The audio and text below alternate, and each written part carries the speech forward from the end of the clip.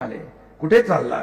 म्हणलं सरळ मार्ग आहे, हायवे दिसतोय, कुठे जातोय माहित नाही, पण पुन्हा परत येणार नाही, सरळ मार्गाने जाणार आणि सरळ मार्गाने गेलो. तुमचा एकनाथ शिंदे असा लपून चपून गेला नाही, तुमच्या इथूनच गेला, इथं या बाजूने फाउंटनच्या इथून. त्यामुळे लपाछपीचं काम आपण नाही करत, त्याला देखील काळीज लागतं वाघाचं, ते माझ्याकडे आहे. आणि म्हणून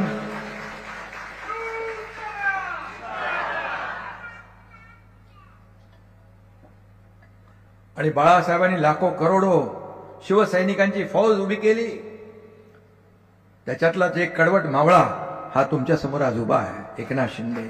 असे कडवट मावळे आपण बाळासाहेबांनी हजारो लाखो तयार केले आणि प्रत्येक जण आपापल्या परीने काम करतोय.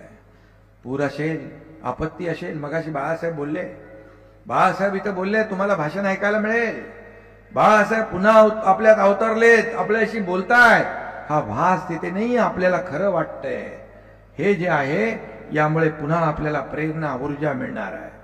आणि ते सांगतायत, जिथे आपत्ती तिथे शिवसेना, जिथे संकट तिथे शिवसेना, हे धोरण घेऊन आपण पुढे जातो. आणि म्हणून कोल्हापूरचा पूर, सांगलीचा पूर, इर्शाळवाडीची दुर्घटना, केरळचा पूर, उत्तराखंडचा पूर, सगळीकडे आपण गेलो. महाड चिपळूणचा पूर, पहलगाम मध्ये आपल्या लाडक्या बहिणींचं कुंकू पुसण्याचं पाप त्या आतंकवादी पाकिस्तान्यांनी केलं, त्याला तर धडा आपल्या लष्कराने शिकवला. पण मी इथं थांबलो नाही, 5 विमानं घेऊन तुमचा एकनाथ शिंदे तिथं पोहोचला आणि महाराष्ट्रातल्या सर्व लोकांना आपण करा. आणि एअरपोर्टला प्रताप सरनाईक यांच्या लक्झरी गाड्या, एसटी एअर कंडिशन एसटी गाड्या उभ्या होत्या, त्यांना घरापर्यंत पोहोचवण्याचं काम आपण केलं. ही शिवसेना आहे, ही शिवसेना आहे. आणि म्हणून शिवसेना ज्या वेगाने पुढे जाते आहे, आज किती लोक आपल्या सोबत येत आहेत, किती इतर पक्षातले लोक शिवसेनेमध्ये काय येत आहेत, का शिवसेना दिलेला शब्द पाळते, शिवसेना एक परिवार म्हणून वागवते. इथं नोकरासारखं कुणाला वागवत आहे. बाळासाहेब आपल्या सहकार्यांना सवंगडी समजायचे, पण काही लोक आपल्या सवंगड्यांना खरगडी समजतात. हे दुर्दैव आहे, हे दुर्दैव आहे. आणि आत्मपरीक्षण करण्याची आवश्यकता आहे. आणि म्हणून मी आपल्याला एवढंच सांगेन की बाळासाहेब 17 नोव्हेंबरला आपल्यातून गेले, परंतु बाळासाहेब शरीराने आपल्यात नसले तरी सुद्धा त्यांचे विचार आपल्यामध्ये आहेत, त्यांचे विचार आजही जिवंत आहेत आणि ते प्रेरणा आपल्याला देत राहतील, ऊर्जा आपल्याला मिळत राहील.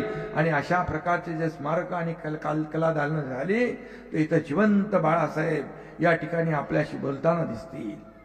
आणि म्हणून याची आवश्यकता आहे. आणि म्हणून बाळासाहेबांचे ज्वलंत हिंदुत्वाचे विचार जे आहेत हे अजरामर झालेले आहेत. आणि म्हणून आज मी जास्त काय कोणावर राजकीय बोलू इच्छित नाही, परंतु बाळासाहेबांचा आवाज आणि त्यांचे विचार ऐकताना मनामध्ये एक शरीरावर खऱ्या अर्थाने रोमांच उभे राहिले होते. एक आपल्याला गहिवरून आल्यासारखं वाटलं प्रत्येकाला की बाळासाहेब पुन्हा अवतरले, बाळासाहेब आपल्याशी बोलताय. हा अनुभव आणि हा भास हा फार महत्वाचा. आणि ज्यांनी ते केलेलं आहे त्यांचं मी मनापासून अभिनंदन करतो. कोणी कुलकर्णी, नितीन कुलकर्णी, दीपक खांबेल, मुग्धा पत्की, यतीन जाधव, या सगळ्यांचं मी अभिनंदन करतो. खांबेल तुमचं अभिनंदन करतो, तुम्ही बाकी कामात पण हुशार आहेत आणि याच्यात पण हुशार आहेत.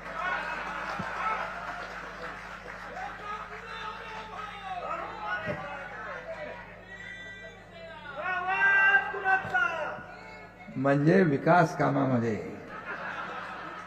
अरे काम फास्ट करणारा माणूस अधिकारी, त्याचं अभिनंदन करायला नको? मला ते रस्त्यात तिकडे भेटले होते आपल्या रस्ता दुरुस्तीच्या वेळेस. झालं, सांगितलं फटाफट आयुक्त आणि त्या सगळ्यांनी ते केलं. आणि म्हणून असे अधिकारी आपल्याला पाहिजेत आणि असे आमदार पण पाहिजेत की रस्त्यावर उतरून लोकांना मदत करणारे. मंत्री झाले तरी सुद्धा या ठिकाणी वाड्या वस्त्यांवर पूर परिस्थितीमध्ये लोकांना मदतीचा हात द्यायला ते गेले होते, कारण त्यांना माहित आहे त्यांच्या पक्षाचा प्रमुखच हा लोकांमधला आहे. सर्वसामान्य माणसाला न्याय देणारा आहे, घरात बसणार नाही तर लोकांच्या दारात लोकांच्या बांधावर जाणार आहे, संवाद साधणार आहे। इथं फेसबुक लाईव्ह चालत नाही, फेस टू फेस आवश्यक आहे, फेस टू फेस। आणि म्हणून कोविडमध्ये देखील काम जे केलं आपण सगळ्यांना माहित आहे। कोविडमध्ये आपल्या एक नगरसेवकाचा मृत्यू झाला मदत करताना, आपल्या आमगावकरचा। असे अनेक कार्यकर्ते कोविडमध्ये मदत करताना, सेवा करताना आपल्याला सोडून गेले। त्यांचा त्याग आपण कधी विसरता येणार नाही। आणि म्हणून आपल्याला मी एवढंच सांगतो की बाळासाहेबांनी सांगितलं त्याप्रमाणे आपल्याला महाराष्ट्र धर्म वाढवायचा आहे। आणि बाळासाहेबांचं स्वप्न काय होतं? बाळासाहेब म्हणजे आपले श्वास, बाळासाहेब म्हणजे आपलं प्रेम। आणि त्यांचं काय होतं? प्रभू रामाचा भगवा, हिंदुत्वाचा भगवा, ही शान बाळासाहेबांनी जपली, हा स्वाभिमान बाळासाहेबांनी जपला। तोच आपल्याला जपायचा आहे, वाढवायचा आहे, पुढे न्यायचा आहे। आणि म्हणून विकास करत असताना या ठिकाणी कुठल्याही परिस्थितीमध्ये या ठिकाणी विकास करत असताना अशा प्रकारची दालनं ही देखील आवश्यक आहे। आणि इथं प्रेरणा, ऊर्जा मिळाल्याशिवाय राहणार नाही। आणि म्हणून बाळासाहेबांच्या सगळ्या आठवणी, बाळासाहेबांच्या त्या काळचे फोटो हे सगळं संग्रहित करून या ठिकाणी लोकांना ते दाखवणार आहे। याच्यामध्ये आणखी काय काय नवीन नवीन देखील आपल्याला करता येईल, ते देखील आपण केलं पाहिजे। साक्षात बाळासाहेब इथं अवतरले अशा प्रकारच्या लोकांमध्ये, मनामध्ये त्यांच्या भावना निर्माण झाल्याशिवाय राहणार नाही। आणि या सगळ्यामुळे डेव्हलपमेंट होती आहे, रस्ते होत आहेत, क्लस्टर होईल, पाणी योजना होतील, आणखी काय काय होईल।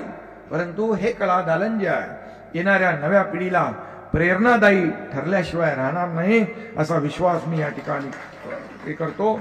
आणि म्हणून कुठल्याही परिस्थितीमध्ये बाळासाहेब म्हणाले मगाशी की विचारांची कधी तडजोड करू नका, विचारांची कधी प्रतारणा करू नका।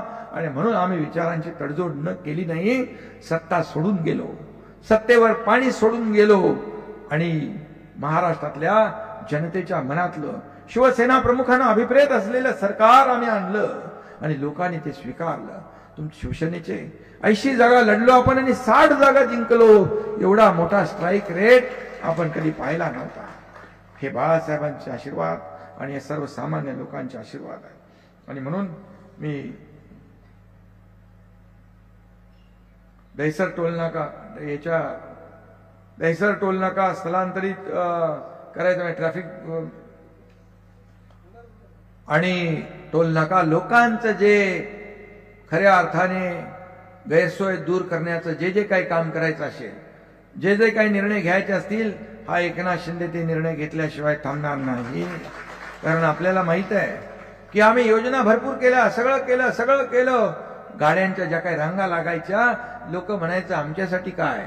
मग शेवटचा मास्टर स्ट्रोक तुमच्या एकनाथ शिंदेने मारला, तो सगळे एंट्री पॉइंट मधले सगळे टोल नाके आपण बंद केले। खाजगी गाड्या त्याच्यातून आपण सगळ्यांना सूट दिली, कारण त्यांना पैसे भरायचा प्रॉब्लेम नव्हता, रांगा लागायचा एवढा आणि तो त्रास होता। आणि म्हणून हा देखील त्यामुळे जे काही गैरसोय होतील ती देखील आपण दूर करू। पुन्हा एकदा मी आपल्याला एवढंच सांगतो की हे परिवार आहे आपला आणि बाळासाहेबांचे हे कलादालन इथं उभं राहिलेलं आहे। आणि हे कलादालन आतापर्यंत प्रताप सरनाईक यांनी शेकडो हजारो कोटीची कामं केली असते। माझ्याकडून भरपूर पैसे घेतले त्यांनी, पण पैसे घेतले ते विकास कामांसाठी घेतले। पण त्या सगळ्यातलं नंबर 1चं काम कुठलं असेल, हे बाळासाहेबांचं स्मारक आणि कलादालन।